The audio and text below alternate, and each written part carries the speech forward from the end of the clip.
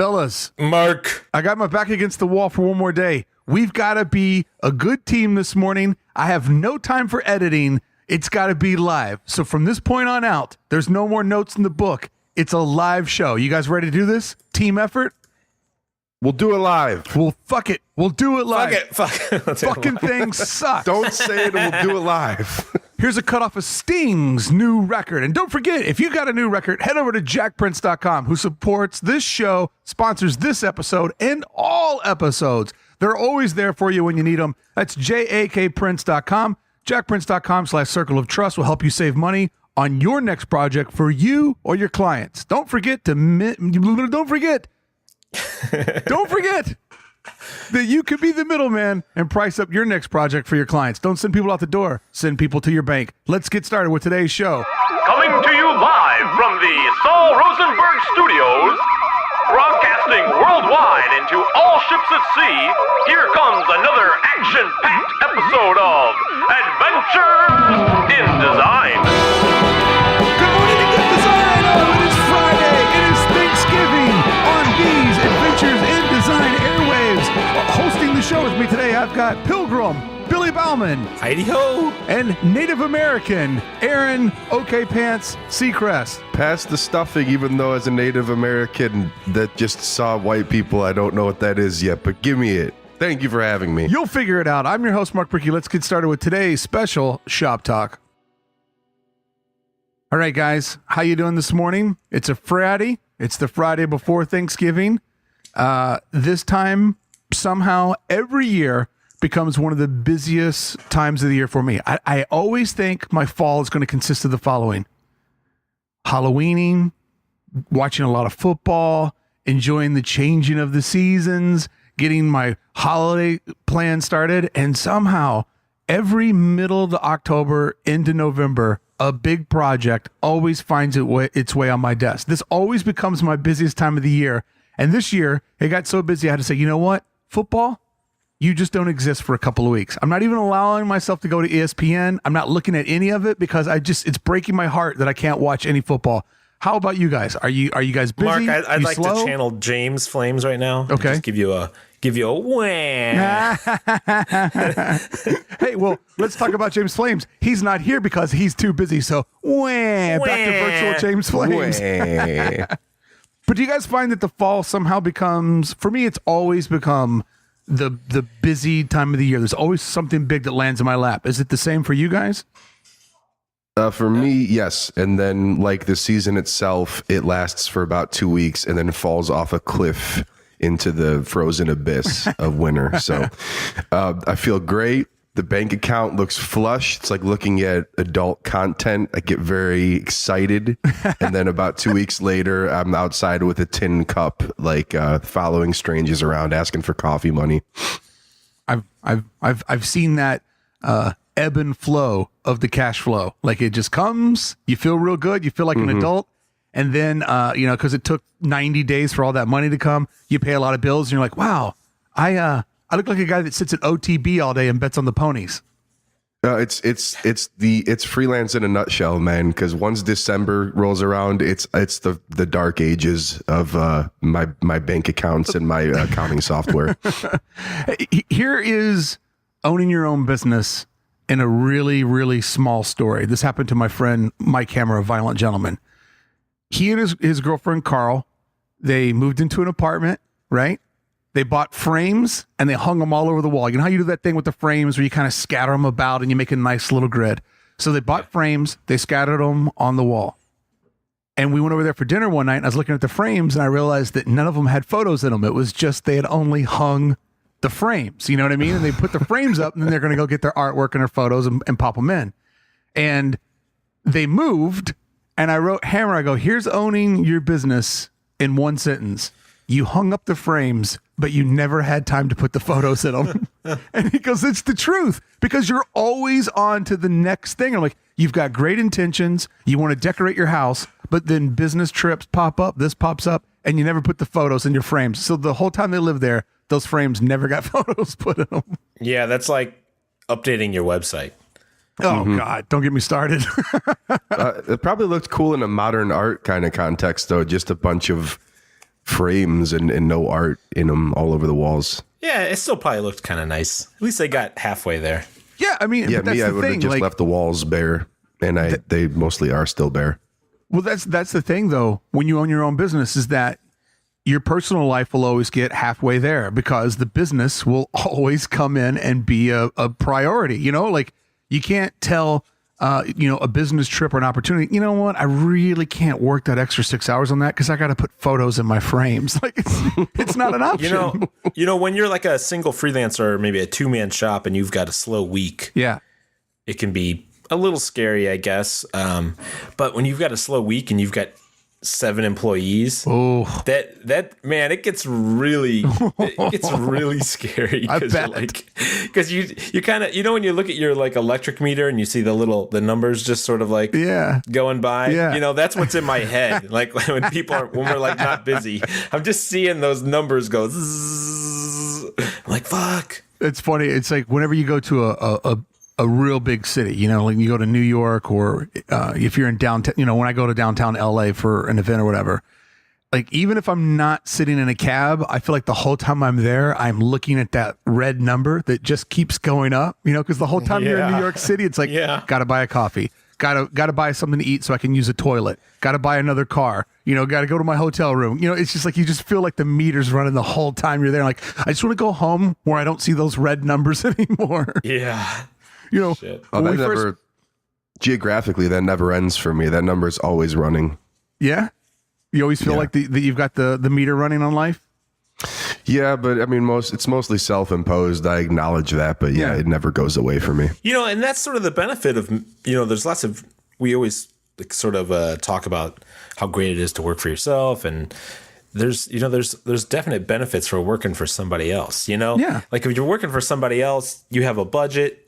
It's easy if you're smart enough to sort of budget your life around your paycheck, right? And someone else can worry about that shit, Yeah, I mean, it would be such a different world if I knew that when the month started that I was going to get 4 paychecks of $750. It doesn't even matter if it was 4 paychecks of $75,000. It would just be like, just to know exactly what you're going to get every month and then make a game plan on it.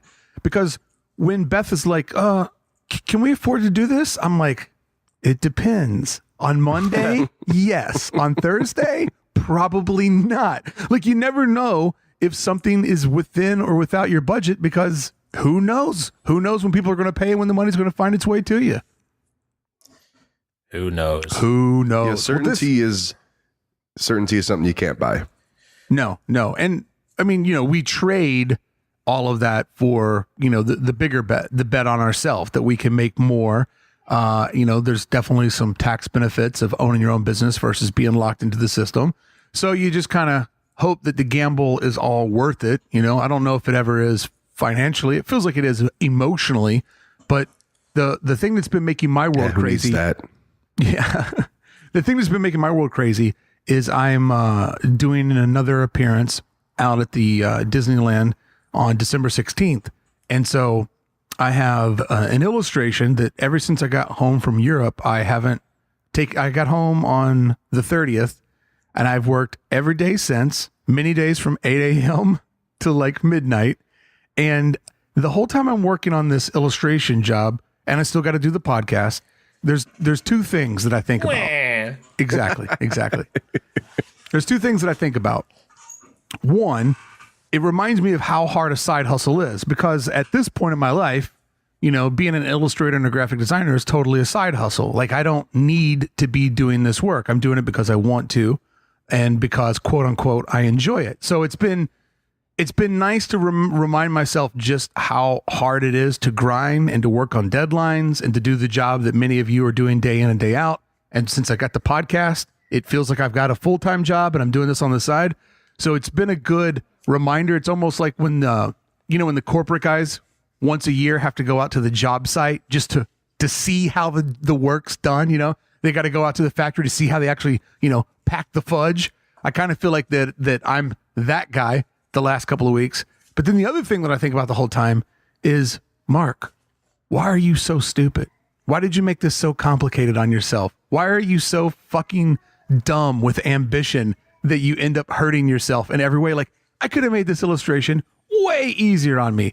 Yeah. I've made it the most complicated thing that I could fucking think of. And the whole time I'm sitting here going, I really want to go to bed, but it's your fault because you're a fucking idiot, because you torture yourself in the world of illustration. Because 1, you're not that good of an illustrator. 2, you're not that fast. And 3, your mind comes up with very complicated things that 4, you're too dumb to do. So that's what I'm sitting here thinking day in and day out. And it's been a great time.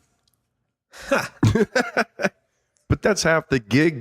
The stuff that I work on in illustration is half the time on the back end. You know, your hard drive's always doing timed backups. You're always thinking, what way could I have done this to be more efficient, or could I have made better use of my time in producing this thing? I think that's something that goes on in my mind all the time. But also, even at the end of working on something, because I'm working on an illustration right now that I'm spending way too much time on. But even I'm like 90% there. And even at the end, you're like, fuck, this is not as good as the shit that I like. You know what I mean? Like, That's exactly what I've been feeling because I'm getting close to the end. Yeah, and you're like, god damn it. Like I there's something, how do I put this? You know, sometimes when you put in a lot of detail and a lot of effort, sometimes you're missing the forest through the trees. Yes. Or whatever, right? Yeah. And yeah, right. And so I think my problem, and I don't know if this is your guys' problems at all, but sometimes I need to spend more time on the front end. Yeah, right. The conceptual. The conceptual but the executional plan. Yeah. You know, if I spent more time like Ann did on actually really drawing out each section instead of doing a really rough drawing and then just going in and banging it and then just sort of like just over detailing it. I don't know. Well, one of the reasons why we all get made, you end up getting. Go ahead, Aaron. You end up getting frozen in. It's like the Netflix menu. If you start thinking too hard about all the different ways, you could do this. It never gets done. You know, option paralysis. I'm glad that you said that. Mark, go ahead. No. I'm glad that you said that because one of my favorite hobbies is clicking through Netflix. Like I could just do it for 45 minutes. Like sometimes it's more fun than watching anything. I'll just like, I wonder what's there if I keep going. It's like when I private browse, I just keep thinking there's a pot of gold on the next page. 2 hours go by and many erections. And I'm just like, all right, it's time to wrap it up. And then at that point, it's never worth the hunt. But getting back from private browsing over to Billy's wife, one of the things that makes seamless. One of the things that makes Ann's work look so genuine from a different time period is that her process is from a different time period. You know, like we're of the three of us. I'm assuming Aaron's in the same boat as Billy and I, but it's, come up with a comp, get it into Photoshop or Illustrator, put some structure there, and then just start detailing and go with it. But Ann really does like studies the figure, studies the case, does a light test study, illustrates it out. If it's not right, she'll do it again. She hand paints all of her textures. She places them in. I mean, it's not like she figured out like this one Kyle T. Webster brush makes everything look like it's authentically from 1962. She's really doing it the way they did it in 1962. Yeah, I know. And if you ever, I've been blessed to walk into her space before and see, bastard, a project that's, halfway or 3/4 of the way completed. Last time we were over at your guys' house, I got to see, the director's commentary of her Wizard of Oz poster that she did for the folks over at Mondo, and just getting to see once again behind the curtain and her process and the way she does it. It's like there's a coffee table book in Ann's world. If you made a coffee table book about me, it would be like a highlights magazine. It'd be real thin. It'd be the worst coffee book. It's like he drew 6 boxes and then made a poster. But with Ann, it could be like, here's the character study for Toto. And you're like, wow, the smallest character she did 8 times to get it right. That's funny. You mentioned that. God damn it.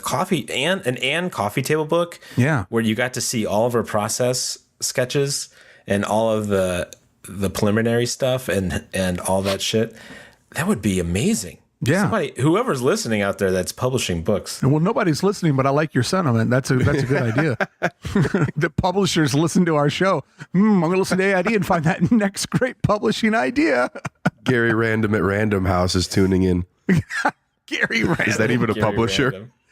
So I saw this thing on the nightly news. You know, I've been watching the news every night religiously to stay tuned into the world. And they try to show you that little thing at the end, you know, like, hey, we've just showed you children that are fucking dying all around the world, but now we're going to show you something that's going to make you feel good at the very end. And they showed this thing where there's this young kid who goes around and he writes poetry on like a Post-it note or like an index card. And he'll go around to a mall or a shopping plaza and he just puts poetry underneath people's windshield wiper, you know? So you get to your car and you think you got a ticket or a flyer, and it's just like a little poem that he wrote to spread good love and goodwill and cheer throughout, you know, the world through strangers. And I look at that and I'm such a fucking lunatic. I look at that and I go, but how many guys have come out of the plaza to their wife's car and they pull out the Post-it note and go, who the fuck wrote this note? You know what I mean? Like, how many times has somebody been like, so who's writing you these fucking notes? Because people are crazy with jealousy. I'm the farthest thing from a jealous person. In that regard, I'm career jealous, but not like emotionally jealous. And I would say that, like, how many times does somebody come out and get that Post-it and like, who the fuck is leaving you love letters on your car? Well, a poem is not a love letter.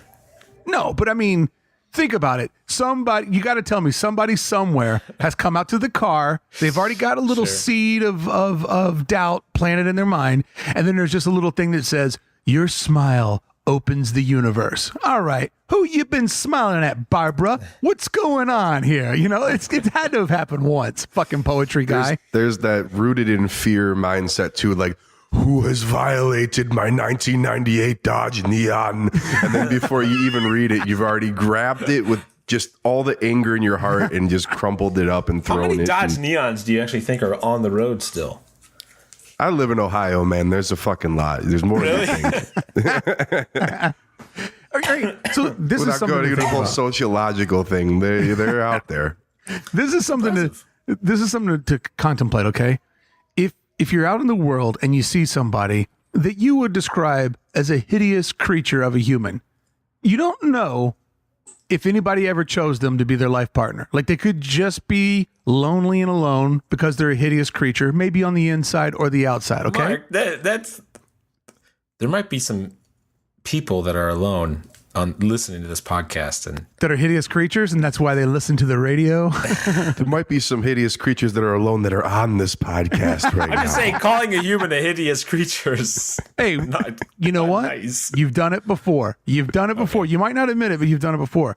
But the second part of what that was setting up, Billy, as you deconstruct my comedy, is that every time you see a hideous vehicle, right? Every time you see a car, it's like, God, that thing is so ugly. The color sucks. That make, that model. My car. Your car. Every time you see a car that's just a real piece of shit, you have to think, at some point, someone had to buy that brand new off of a lot.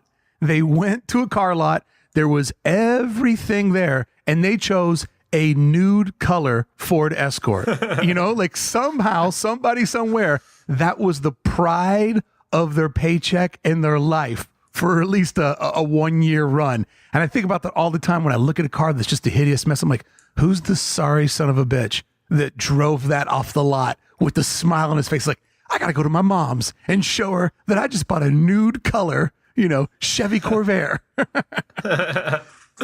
I mean, but there's touching it away that you know, I remember growing up, my old man bought a 1986 Ford Tempo brand new, and that was, you know, what he could afford with a family, and there's a pride. They're like, I bought this. Is that the one that had the seatbelts that automatically went back?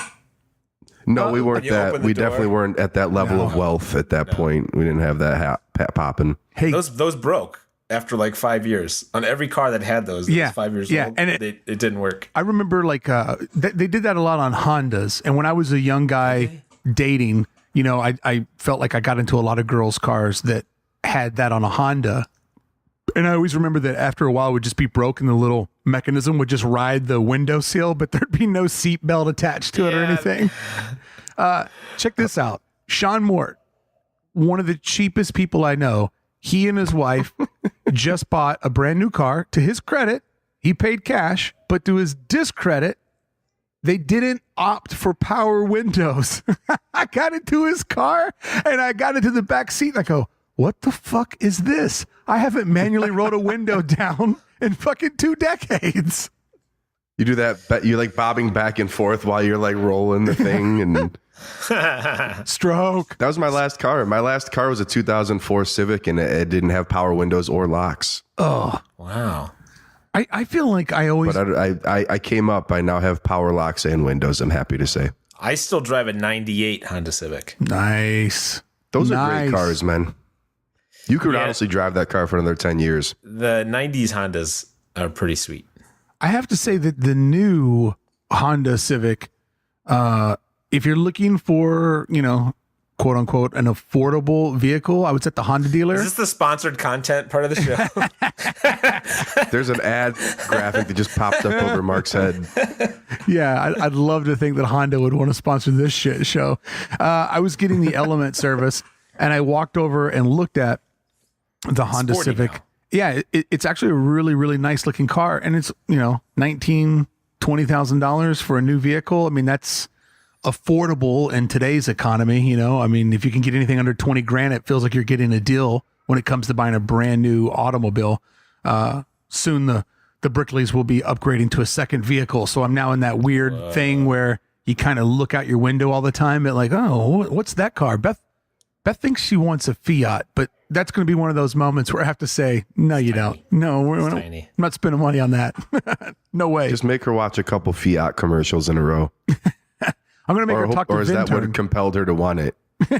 No, I mean, she sees them out here and sees other hippies driving them, and it looks appealing to her. But I'm like, you don't want to do that. You don't want a tiny European car. You don't need that.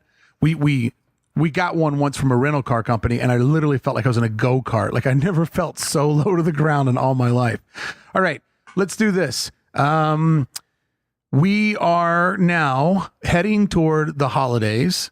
And recently on the show, we documented that Sean Mort set up Northern Craft. He did his own crafts festival in Leeds. It went off really, really well, and he's already making plans for, you know, doing the next one and you know, toying with the idea of expansion. Pants, you are getting into the DIY market business as well, correct? You've got a holiday flea that you're putting together?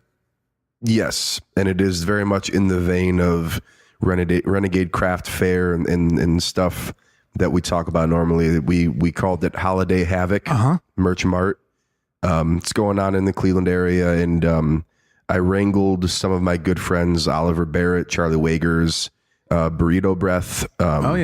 And we're going to have just a bunch of women and men that make prints and pins and all that fun stuff, set up some tables and see what happens. I like that you named it like WWE would name a pay-per-view. Coming up December 18th, Holiday Havoc 04. That, believe me, that was not a happy accident either. That was definitely my buddy Jonah, who owns the venue. We're throwing this in.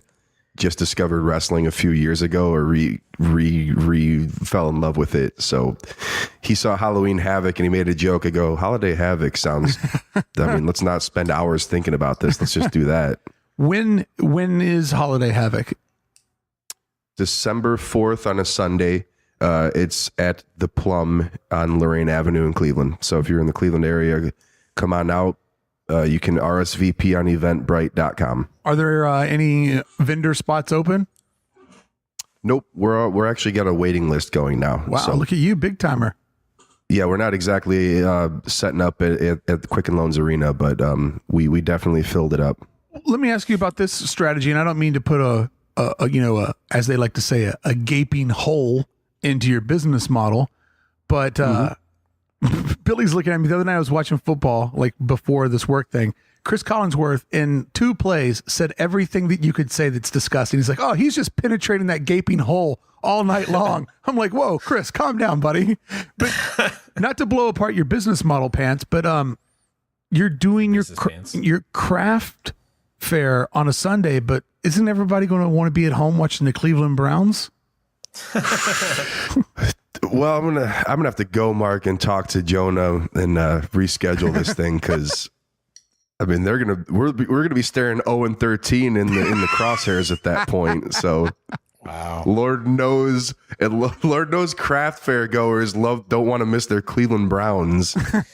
let me I'm going to waylay this conversation just for a second, just because you brought up something interesting. Mm-hmm. Have you guys ever, you guys were talking about naming this thing, and working in design and stuff, you have to come up with names for shit all the time, Right? And you have to present names to clients. Isn't it annoying when you come up with the name and you know it's the name? Yes. But you still have to present like fucking 5 other ideas for the name. Yes. And you're like, listen, this is the fucking name. It happened with the Netflix booth that we did at Adobe Max, right? We came up with the name Screening Room because you could watch content while you're in the booth, and we also had a green screen that you could stand in front of, right, and take your picture. And it was like, okay, the thing has triple meanings. It's the perfect fit for Netflix. There's your fucking name. But we still had to come up with like 10 other names for the stupid How many people booth. were you presenting this to? I don't know, like 5. You know, the strategy, I had to come up with some names for a business recently, a client, and you guys are familiar with the show Bar Rescue, correct? I mean, I know the name, but I've never watched it. You know, They rescue the bars. host guy that just yells and throws glasses and stuff. I just Right. turn into that guy now when I build my briefs. Where we noticed you've got a door and windows on the front of your building, so we really wanted to capture the essence of the front facing of the business. And then but I do that with logos a lot, where I will fall absolutely in love with one thing and I will say in the base of my soul, this is the answer. And I'll just be very clear, like, this is it. But since you're probably going to want to just see 4 other things, here's the other 4 things. Right. Yeah. I got a bar story. If anyone's hiring any big agencies, I really just gave the best audition I could possibly give right there. Once again, nobody's listening. Don't worry. That leads me to 2 things. A quick bar story. In Buffalo, there was this space that had sit empty forever on a corner. A guy decides he's going to go in there and open up a restaurant, an Asian fusion seafood restaurant, and put a real big bar in there. Well, because there's a church diagonally across on the other corner, the guy had to spend like $11,000, $15,000 moving his door 25 feet down the sidewalk. So then he would be the 100 feet from the church's door to a door that served booze. And I was like, you know what? Like, really? They're going to make this poor guy spend all this money when he's taken a space that's been dead for a decade and put new business in there? You know, like, you're going to make a guy do that? That's why it's been dead for a decade. Yeah. Well, nobody had enough money to move the door. Going back to the naming thing, this one fucking killed me, and I'll go ahead and share this. I was working for the Coalition of Independent Music Stores. We had a network of over, at its highest, there's probably about 85, 90 independent record stores all around North America.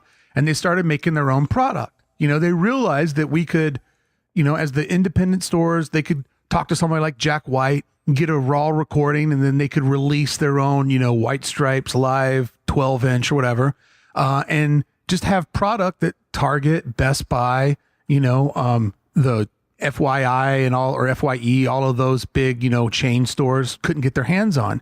So when they came up for the creating this distribution model, they used the name Junket Boy. And I always thought that the name Junket Boy didn't really tell the story.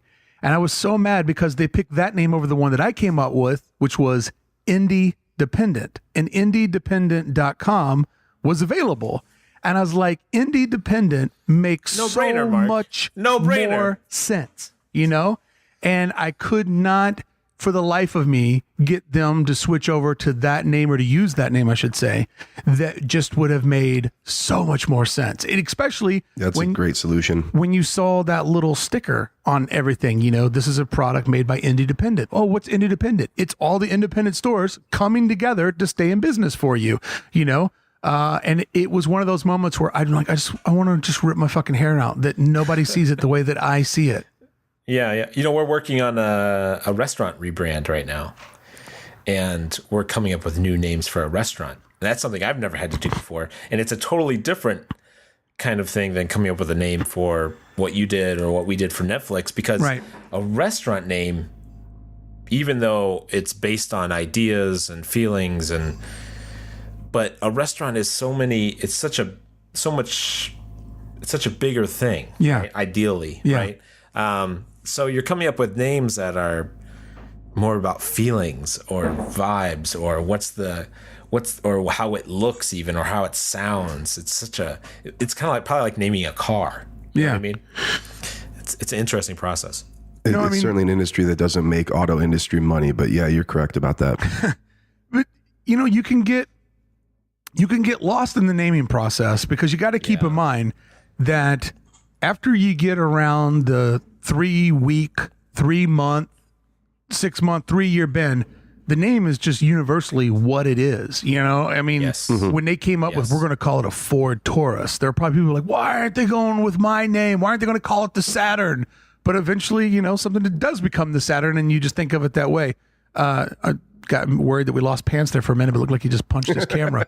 But yeah, I mean, the naming thing, you can definitely overthink it. You can spend way too much time on that, because rarely does something feel right out of the gate. You kind of got to live it and let it become its own entity before it feels better. And speaking of that, one of the new things that I'm doing with AID, because Monday was the 2-year anniversary of the Circle of Trust. So I'm now officially into year 3 of doing the show 200 times a year. And one of the new things that I'm doing are workshops for members of the Circle of Trust only. And I know what the first one I'm doing is. The first one we're doing is we're going to make one thing better about you or your business by January 20th, right? You got 10 weeks to get one thing in shape for you and your business by January 20th, when we get a new president and things could maybe shift a little bit, economically speaking. So that gives you 10 days to do a tune-up. And each week there's a different, episode that goes out, and it's a different sort of challenge on working towards this thing. And I love that you can only get the episodes 1 week at a time, because nobody can skip ahead. You know, nobody can go, well, step 1's dumb, I'm not going to do that for a week, I'm going to go to the next one. Because like I learned from drawing comics the Marvel way, I should have started at step 1. I should have not traced the end Wolverine and learned how to make a stick man into sausages, sausages into triangles, triangles into Wolverine. Like I just fucking went to the last step. So one of the things that we're doing this week is we're sort of challenging ourselves on, I don't want to give it all away, but it's sort of a personal challenge on how are you different, and what can you offer your company or yourself, to make yourself better.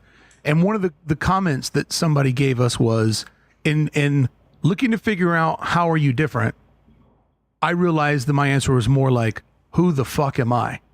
And I thought that was sort of really, really big, that somebody who's trying to evaluate how am I different in the marketplace started looking at themselves and like, not how am I different in the marketplace, who the fuck am I as a person, And we've got a lot of people that have been sharing some really great content as we're going through this exercise on week 1. But to tie this back to where we were at, I don't even know what I'm calling any of this. Like right now, I'm just calling it the mission of trust. I don't know that that's going to stay. It's literally like everything else we've done on AID. Like, let's just make the content. Let's riff our way through it. And in that riffing, it'll take form of what it is. Like we didn't start this going, and the Circle of Trust will be what we call our dedicated listeners that support the show. You know what I mean? It's just like you just do things. You throw a lot of shit at the wall. Whatever sticks is what you start to sort of build your brand around. So there's a new thing. There'll be a new episode, a little mini episode for members for the next 10 weeks, working our way towards the 20th. And if anything else, one of the things I talk about in this is when times get bleak and disturbing, one thing that you can always do is find a way to give yourself empowerment, and I'm basically doing what I've always done in life, is that when something like what's happening with the election and who knows what the future is going to hold, you can read article to article and you can read stuff on Facebook and some of it's true and some of it's not, or you can just get focused on something that you do have control over, your own business, your own life. You know what I mean? Like you can become a victim of the news cycle, or you can take control and work on your own thing and focus on yourself, you know? And I've helped friends before that were in a bad breakup, you know? And if you're sitting around waiting for the girl to call, that's no way to live your life. You got to come up with empowerment. You got to say, you know what? I'm going to buy a calendar. I'm going to mark a date on this calendar, and I'm not going to reach out to her for 10 days. And no matter if she calls me, I'm too busy to take the call. If she emails me, I'm not writing back. I'm taking control of the situation because I don't want to be waiting around for somebody else to tell me what to do. And it sounds fucking ridiculous, but it helps to just set boundaries with yourself and make goals and be in charge of them. And so that's what we're doing. But to tie it around, I have no idea what I'm naming it. So we'll to be determined. That sounds cool. I'm interested to hear how that. Yeah, I'm sure the name will come sooner than you think with that. But that sounds like a great concept. And you know, Mark, the response has already been phenomenal. So it's not like the not having an official brand or rollout is hurting it at all. And what I've gotten back from people has been really, really awesome, just to see that everybody's kind of inspiring each other. And, you know, it's just a bunch of people that don't want to be a victim to what's going on. They just want to take control of their life and everything and have a better tomorrow. So it's been fun. It's been fun so far. Let me looky here. Black Friday is next week. Unfortunately, I'm AID is, as I feel it right now, a week from Black Friday. I am sitting this one out. I'm way in over my head with AID and Disney commitments. But Billy, will we be seeing anything with Delicious Design League? No, I don't think so. I think Black Friday is oversaturated at this point, and you're not going to get your bang for your buck. I think what we're going to do is a holiday open house. Ooh, we had a successful open house several months ago, and so we thought, let's do it again a couple weeks before Christmas. We don't have that officially set yet, but we think bang for our buck effort wise. Yeah. It was really good for us, you know, because all of our shit's already there. We don't have to lug it anywhere. Yeah.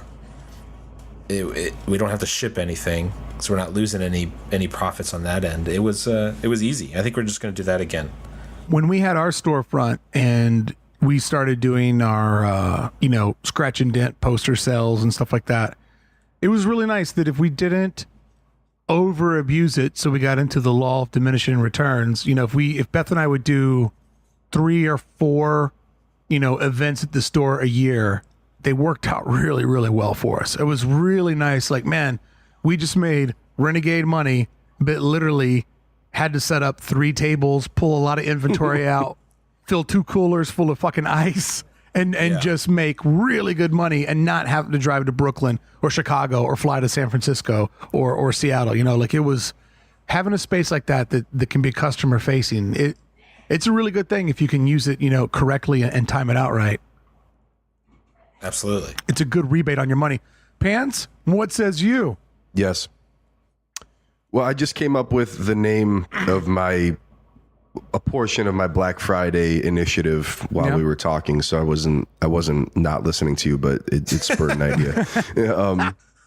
No, I mean, I was listening to open house in the sale, but yeah, I mean, it does feel like Black Friday in our circles is somewhat played out or oversaturated, but I'm still going to blow the doors off of it because it doesn't cost me that much money to do it. Right. I've finally enlisted some help in setting up email blasts and that sort of thing. Oh, cool. And since I can't invite people into my apartment to look around, I'm just gonna really do I'm going for it with the sales on my store starting next Friday. Cool. You know how people aim for inbox 0? I'm aiming for flat file 0. So I love it. It's gonna be the flat file 0 sale. I've lost my mind. I'm the guy in the mustard colored blazer walking through the used car parking lot. No unreasonable offer will be refused. And I'm doing another, it was going to be called Mystery Tube Sale. It's going to be called the Flat File Zero Tube Sale. And Can I beyond give you a that, I bit of really advice? sure. Don't launch it on Friday. Yeah. Launch it on Tuesday. Tuesday, Black Tuesday. You want to get ahead. Taupe Tuesday. You want to get ahead of all the sales. Right? Teal Tuesday. So if you launch it on Monday, you're fucked. If you launch it on Friday, it could be okay, but move ahead a couple of days. I always did mine. I'm just going to leave this podcast now and do it now. No, you're right though. Yeah, I mean, do it now. Because I'm tired of being, back to Mark's point, I'm tired of being reactive about things like this. So if I get ahead of it, which I have, I feel like it'll yield results. And at the end of the day, it's not my rent and my savings doesn't hinge on this particular sale. It's more or less, I want to clear room and I want to make room for new stuff. It's the spirit that's really of a what sale. the crux of it is. You know, you would like to make some extra money and you'd like to give people an extra savings in doing so. You know, it's a fair trade. It's not a selfish sale that you're putting together. I always did mine Wednesday at midnight to Sunday at midnight. You know, I kept it those 4 days and that was it. And you know, you'll know right out of the gate how much business you're going to get because it really slows down after the first day. But talking about Black Friday and giving a little bit of advice. If you're going to do a sell, commit to it. Plan it out, strategize it, do it.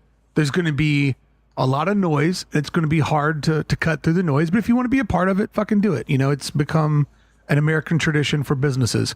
But let me tell you what you don't want to do. Don't be the guy that on Friday at 5 o'clock or Saturday morning at 9 a.m. puts up an image over on Instagram, tube sell, discount code because everybody else is. Like, don't be the guy that shit talks Black Friday but wants to make some of that money. Like, if you're going to do it, be in it, embrace it, be a part of the culture. But don't be the guy who's like, I'm too cool to do this, but I need to do it because I need money and I'm not too cool for money. Like, I hate those fucking posts when people do that. I always look at them like, oh, this is a great way to say I'm desperate for money and I fucking hate my customers. I don't like the cool kids. Yeah, I don't like the cool kid table response or approach to anything anyway. So discount code Black Friday sucks. Fuck you. Yeah, it's like discount code whatever. Yeah. You see with 7 R's. Yeah. You see those there's guys that do that. And I say guys because I don't think I've ever seen a woman do it. You see that every Black Friday. There's the Johnny Come Latelys that are kicking a can down an alley going, DK&G's making all the money. I guess I'll make an image that says Black Fart Day, discount code, whatever. You know, like, fuck you, man. Well, I'm totally doing Black Fart Day, discount code, whatever.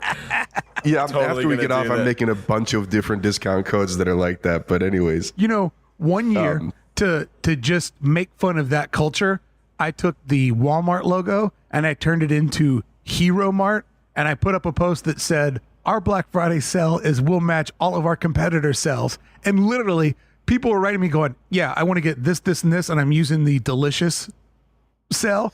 And I would have to go over and look at Billy's sell and then give that to my customers. But I just did it as sort of a catch-all. Like, yeah, we'll match all the competition sales. Yeah, that's pretty brilliant. Speaking of sales and coupon codes, we've been, when we moved to the new site, got a new store, we're on Shopify now. Yeah, how you like it? I'll tell you what, it's really nice because they give you a lot of tools to see your metrics and where your traffic's coming from and who's visiting your site and how many people put things in your shopping cart but then don't check out. It does give you a little more tools and understanding of what channels are working for you and what's not working for you. So I guess this is more sponsored content, but Shopify was it's been a really good move for us. All right, let me look over the list here. We mentioned Honda, Shopify, who else? Holiday Havoc, Black Friday Day, discount code, whatever. We worked our way through all of those. I'm definitely putting a discount code up, whatever. With all the R's. With 7 R's. somebody's like, hey man, the code's not working. Like, did you put in all 7 R's? Oh, thanks. Oh, fuck. Working now. All right, let's do this. Let's make our way over to the Circle of Trust and talk about what we learned this week on the AID, and also jump into some talking to Pants about the new year and some plans he's got for OK Pants. I always love getting into strategy. So what we're going to do right now is we're going to jump over to the Circle of Trust, as you know, available for members of the COT. And as I said earlier, aside from getting the past archive and the daily bonus content in 2017, we're already working on it now. We are now doing workshops where for the next 10 weeks, you get a little mini episode that sort of gives you a challenge. And aside from the challenge of sort of refocusing your energy on something that matters to you, you also get the community aspect. And I think there's maybe 15, 17 comments over there right now. And these aren't like, loved it, needed it. These are essays that other listeners have wrote about what they're going through, their strategies, and it's really, really good stuff. And it's available free for members of the Circle of Trust. So do you a favor, go over to adventuresin.design, click where it says Circle of Trust, and sign up today. All right, Pants, you are getting proactive about your Black Friday sale, but this is part of I'm going to say, Pants used to be baggy slacks, that mom would pull on the crotch and go, Aaron, you got enough room in the crotch? Are these going to last the whole school year? But nowadays, it seems as if we're talking about the big boy pants. Pants has put on his big boy pants, more like it's still going to be called OK Slacks, because you're going more and more corporate. We are seeing the maturing of Aaron Seacrest, and there's a lot of not being reactionary, but planning out your future. So I love that you're already working on your 2017. I love that. Right. I walked in looking like Artie Lang. I'm going to leave looking like Patrick Bateman, and you all hate me all by 2019. But you're giving me weird flashbacks about my mom pulling down on the crotch, pulling on the waistline. But yeah, as going back to the intro, December is historically a real slow time for OK Pants as far as client work goes. Yeah. And with this many years in, I'm prepared for it, and I'm going to choose to use most of my time, provided it stays slow, to really literally write up a plan of action. Beyond just sort of, because the last 3 years of OK Pants has been great, but it's also been a lot of just rolling with whatever came into the inbox and enjoying, just seeing where it could go. And now I need to take more of the reins and dictate where this thing is going to go in 2017 and beyond. And so how are we doing this? Are you keeping a journal? Are you keeping a spreadsheet? Are you just jotting down notes in your phone? Like, that's a good plan, but how are you making it actionable? No, it's a Word doc. I mean, it starts as a Word doc, and in a way, being a creative idiot, it starts as some free writing, and then it gets molded into an outline, and then from there, I'm going to pull out the steps. I love pulling to out. Take. Like there's nothing to. You just got pulled into Brazzers world. Just stopped him in Thanks, his Mark. tracks. Don't you think though? Closes incognito window. Sorry. Go ahead, Billy. I'm sorry. The best plan I ever made was do the best work that you can at all times. You know what I mean? Right. Because at the end of the day, having strategies for going after certain clients or how to market yourself or how to brand yourself, the number one thing has always just been never half-ass your work, you know? Yeah. And that's the name of the game in our business. I mean, I guess there's a few people you can look at out there that maybe their work stinks, but they're so good at playing the game that they're... But that's not so much a plan as it is a value. And I want to really start to, it's fun. That's part of the fun thing that really I enjoy about doing what we do is you really don't know what the next month brings or maybe even the next week or day brings. I guess I just don't understand what the fuck a plan is then. Well, how it works. Well, because we're so tied to the whims of clients. You know what I mean? That's exactly what the plan is for, though, where I want to be able to really not go after clients that I want, but when clients come through that I really don't think align with what I'm trying to do, I can say thanks, but no thanks. Operation Liberation. And then really start to sell my own wares and my own stuff to the point where when the clients that come through are coming because of OK Pants merchandise, and they, it's some really bigger, cooler type of things going on than, not the majority of the work I do, but a good portion of it. Billy. Yeah. I completely agree and understand what you're saying. Like, why make a plan when you can get an email from a client and then the plan goes in the garbage can? Because, a lot of people that listen to this show, and you included, you're very, very tied into your client's needs in the inbox. The email comes in, the work needs to be done, and that's the focus. I would say. I just mean, you might have a plan, but nobody else has got your plan. Yeah, yeah. No, you're completely right. I think that the beauty of a plan, though, even if it does get thrown in the garbage, the beauty of the plan is it empowers you and it makes you feel like you've got a little bit more control. And if Aaron does take some time for self-reflection and figures out, I need to do products, I need to do this, I think that it creates a really good self-confidence on, maybe for Aaron, his plan needs to be is, maybe the new threshold is just, if people aren't going to pay me $2,000 per project, it just doesn't make sense to get involved. Like, I don't need any more 500 guys, $700 guys, $1,000 guys. Like, if I look over the last year and study the numbers, those don't get me further ahead. They just allow me to tread water where I'm already at, So I think that the beauty of a plan is just personal empowerment and just feeling like you're in control. And, anything that allows you to create for yourself and make more of your own brand, it's only going to get you more of the good work and give you more leverage. And I agree with you, Billy. Like, at the core of everything, the work has got to be really, really good. But there's nothing wrong with having a strategy of what do you do with the work and how do you pick who you do the work for. Can I tell you a plan that we have for 2017? As I just shit on all the plans. Don't go out of business.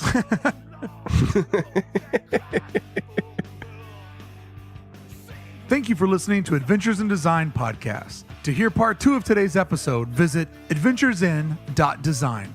Click where it says Circle of Trust and help support the only daily talk show designed for creative professionals just like you. Thank you for listening. Good day and good design. The